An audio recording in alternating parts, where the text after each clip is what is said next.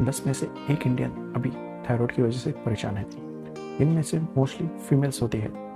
India में एक recent study में पाया गया कि अभी 42 मिलियन लोग थायराइड की वजह से परेशान हैं। इसमें मोस्ट कॉमनली हाइपोथायरॉयडिज्म पाया जाता है। हाइपो का मतलब होता है कि कम होना, यानी आपकी जो थायराइड ग्लैंड है वो आपका थायराइड हार्मोन कम मात्रा में बना रही है। थायराइड हार्मोन्स दो टाइप के होते हैं, T3 और T4। ये हार्मोन्स आपका मेटाबॉलिज्म मेंटेन करते हैं, यानी जिसे हम BMR कहते हैं, बेसल मेटाबॉलिक रेट। सिंपल भाषा में कहें तो अगर आपका BMR बढ़ गया तो आपका वेट लूज होने लगता है, और अगर आपका BMR कम हो गया तो आपका वेट बढ़ जाएगा। थायराइड हार्मोन आपकी ब्रेन डेवलपमेंट से लेकर आपकी लाइफ तक सब चीज़ों में एक बहुत इसेंशियल पार्ट प्ले करता है। इंडिया में बढ़ते थायराइड के केसेस को देखकर हमें पता होना चाहिए कि थायराइड के साइन सिम्टम यानी लक्षण क्या होते हैं। सबसे पहले देखते हैं फटीग यानी थकान।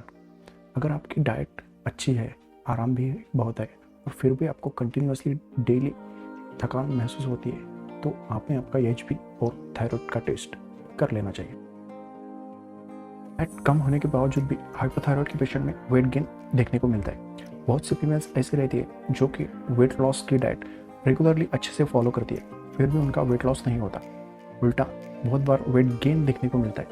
ऐसा अगर हो रहा है तो आपने एक बार अपना TSH लेवल और थायराइड प्रोफाइल कर लेना चाहिए। ड्राई सूखी स्किन, कॉन्स्टिपेशन, कॉन्सेंट्रेशन ना कर पाना, ये बाकी कॉमन सिम्टम्स है हाइपोथायरॉयडिज्म के। अब देखते हैं कौन से फूड्स हाइपोथायरॉयडिज्म के पेशेंट में खाने चाहिए। आयोडीन ये थायराइड हार्मोन प्रोडक्शन के लिए नेसेसरी होता है। इंडिया जैसे डेवलपिंग कंट्रीज में आयोडीन की कमी की वजह से हाइपोथायरॉयडिज्म बहुत कॉमनली देखने को मिलता था। हाइपोथायरॉयडिज्म के पेशेंट ने अपनी डाइट में आयोडाइज जो फूड रहते हैं वो रखनी चाहिए, जैसे कि आयोडाइज सॉल्ट, या फिर आप नॉनवेज खाते हो तो फिश, एग्स ये रखना चाहिए। अगर आप वेजिटेरियन हो तो अपने डेयरी प्रोडक्ट्स आपके खाने में ज़्यादा रखने चाहिए। इससे आयोडीन की कमी दूर होगी और हाइपोथायरॉयडिज्म दूर होने में मदद होगी। हाइपोथायरॉयडिज्म के पेशेंट ने कौन से फूड अवॉइड करने हैं। गोइटर्जेंस ये एक क्लास है जो आपकी थायराइड ग्लैंड को नॉर्मल फंक्शन करने नहीं देते। इनमें बहुत सारे क्रूसीफेरस वेजिटेबल्स आते हैं, जैसे कि कैबेज यानी पत्ता गोभी, मिलेट्स, सोय, ये फूड स्टफ अगर आप हाइपोथायरॉयडिज्म के पेशेंट हो तो आपने अवॉइड करना है। अब देखते हैं हाइपोथायरॉयड के पेशेंट में कौन सी एक्सरसाइजेस करनी चाहिए। आपका थायराइड हार्मोन क्या करता है, आपका BMR मेंटेन करता है। हाइपोथायरॉयडिज्म में क्या होता है, आपका थायराइड हार्मोन का लेवल कम हो जाता है, इससे आपका BMR भी कम होगा। BMR कम होने से आपका जो हार्ट रेट रहता है, हार्ट का परफॉर्मेंस जो रहता है वो कम हो जाता है। इससे आपको अरिथमिया जैसे प्रॉब्लम फेस करने पड़ते हैं। अब अगर आपने रेगुलरली एक्सरसाइजेस किया तो क्या होगा, आपका कार्डियक यानी आपका हार्ट का जो हेल्थ रहता है वो इम्प्रूव होगा, उसका परफॉर्मेंस भी इम्प्रूव होगा। आपने रेगुलर रनिंग, स्पोर्ट्स या फिर फास्ट चलना, ये एक्सरसाइजेस रेगुलरली करनी है।